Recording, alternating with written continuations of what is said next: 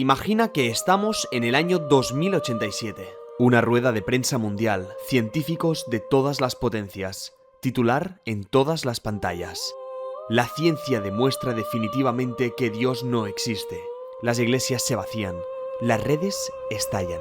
Millones de creyentes sienten un golpe en el estómago. Y ahora te hago una pregunta. ¿Eso podría pasar de verdad? ¿Podría un laboratorio, un microscopio o una ecuación demostrar que Dios no existe? Pues bien, hoy vamos a responder esa pregunta. Vamos a analizar si realmente la ciencia puede acabar demostrando que Dios no existe algún día. Y te aviso de que la conclusión te va a sorprender más de lo que imaginas. Hay un miedo moderno que no es nuevo. Lo describe muy bien Alfonso Aguiló en un análisis del cientificismo moderno. Durante décadas nos han repetido que la ciencia ya no necesita a Dios, que el universo se explica solo, que creer es cosa del pasado. Y claro, si todo lo que metes en un microscopio tiende a desaparecer, muchos creyentes piensan en silencio, ¿y si se descubre algún día, al final, que Dios no existe? ¿Y si algún día encuentran una prueba final de todo ello? Pero bien, antes de explicar si la ciencia puede o no puede demostrar que Dios existe, debemos preguntarnos, ¿qué es la ciencia? La ciencia es una herramienta, y como herramienta tiene un alcance, y también tiene un límite. Un microscopio sirve para ver bacterias, un telescopio sirve para ver galaxias. Un termómetro sirve para medir temperaturas. Un acelerador de partículas sirve para estudiar lo que es infinitamente pequeño. Pero ninguna de estas herramientas sirve para medir el amor, la justicia o la belleza. Imagínate que alguien te dijera que ha puesto el amor bajo el telescopio y que no ha encontrado nada. Entonces su conclusión es que el amor no existe. Y no porque el amor sea imaginario, sino porque la herramienta es la inadecuada. La ciencia trabaja con lo medible, con lo cuantificable, con lo que ocupa un espacio y un tiempo. Alfonso Aguiló en su libro lo explica muy claro. El objeto de la ciencia no es más que lo observable y lo medible. Y esto no es una crítica, es una definición. La ciencia evidentemente es extremadamente poderosa, pero lo es en su campo. Puede decirnos la masa del electrón, puede decirnos la edad aproximada del universo, puede decirnos la composición de una estrella a millones de años luz, pero no puede responder a preguntas como ¿por qué existe algo en lugar de nada? ¿Existe un fundamento último de la realidad? ¿Tiene la existencia algún sentido? Y ojo, eso no es desprestigiar la ciencia, justamente es lo contrario, es respetarla. Porque cuando le pedimos a la ciencia que responda a preguntas metafísicas, lo que le estamos pidiendo a la ciencia al final es que salga de su campo. Es como pedirle a un detector de metales que detecte colores. No está diseñado para eso. Ahora piensa esto. Si Dios existiera, ¿qué sería exactamente? ¿Sería una partícula? ¿Sería un campo energético? ¿Sería una fluctuación cuántica esperando a ser medida? No. Si hablamos del Dios clásico de la filosofía, hablamos de algo que no es material, que no está compuesto de partes, que no ocupa un espacio y que no depende del tiempo. Y si no es algo material y no es físicamente medible, entonces no es un objeto directo del método científico. Y aquí viene algo muy clave. Cuando alguien dice que la ciencia demostrará algún día que Dios no existe, lo que está diciendo implícitamente es la ciencia puede hablar sobre todo lo real. Pero es que eso ya no es ciencia, eso es una postura filosófica, es cientificismo. ¿Y qué es el cientificismo? El cientificismo básicamente lo que es pensar que solo existe, solo existe lo que la ciencia puede medir. Y esa afirmación, curiosamente, no es científica. Entonces volvamos a la pregunta inicial. ¿Puede la ciencia demostrar que Dios no existe? Pues bien, para hacerlo, la ciencia lo que debería estudiar es algo que por definición no pertenece a lo físico. Es como intentar capturar el significado de una novela pesando el libro. Podrás medir lo que pesa, los gramos, pero no podrás saber de qué va el libro. Y aquí es donde empieza la parte realmente interesante. Porque si la ciencia no puede medir a Dios, ¿qué es aquello que tendría que encontrar la ciencia exactamente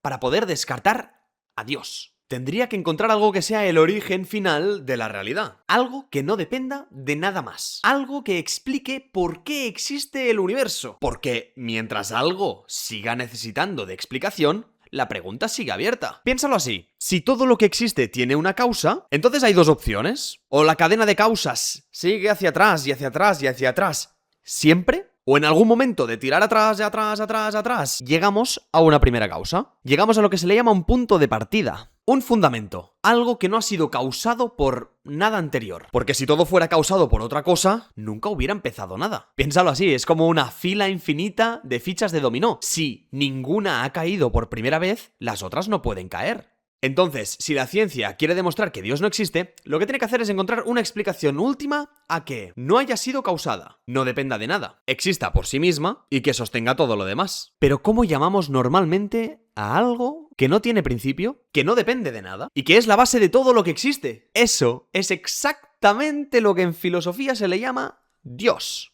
Y no una figura religiosa concreta, sino el fundamento último de la realidad. Llegados a este punto pasa una cosa que es muy curiosa. Y es que si la ciencia encontrara esa explicación final para demostrar que Dios no existe, habría encontrado justo lo que tradicionalmente hemos llamado como Dios. Es decir, para eliminar a Dios, tendría que encontrar a algo que cumple con su definición. Y eso no elimina a Dios, sino que lo redefine. Y alguien podría decir,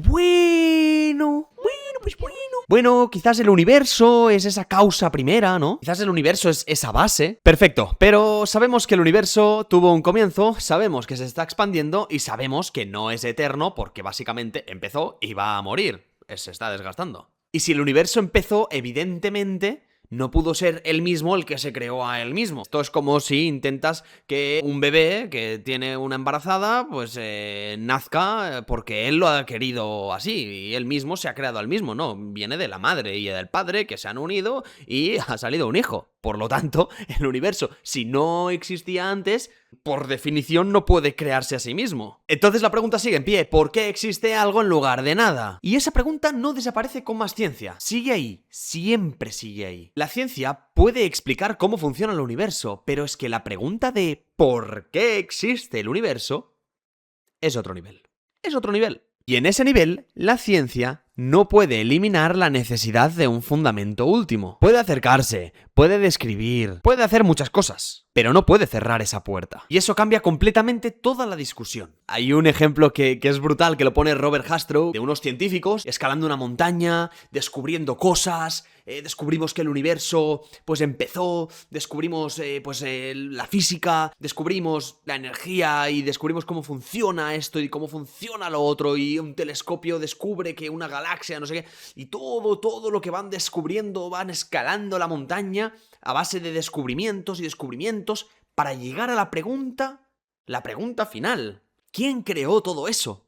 Y siguen escalando, y siguen escalando, y siguen escalando. Y cada vez que van descubriendo cosas, ellos se van pensando que cada vez necesitan menos a Dios, porque van encontrando los motivos de todo lo que existe y por qué existe y cómo funciona. Y cuando van escalando y llegan arriba de la montaña, se encuentran con dos teólogos sentados tranquilamente, mirándolos y dándoles la bienvenida a la cima de la montaña, porque detrás de tanta ciencia, al final, solo queda una pregunta. ¿Quién creó todo esto y por qué? Y los teólogos llevan muchos, pero que muchos años arriba de la montaña. Por lo tanto, ¿puede la ciencia demostrar que Dios no existe? No. Porque la ciencia explica y estudia cómo funciona el universo. Pero la pregunta de Dios no es cómo funciona algo, sino ¿por qué hay algo? Y eso es otro nivel de profundidad, que evidentemente la ciencia no puede entrar. Así que si algún día escuchas a alguien que dice «la ciencia acabará con Dios», recuerda esto. Para hacerlo, tendría que trascenderse a sí misma. Y si lo hiciera, no destruiría a Dios. Lo encontraría. Amigos, amigas, hasta aquí. Nos vemos pronto. Sed muy felices, pero sobre todo, suscríbanse. Chao, chao. Sed felices.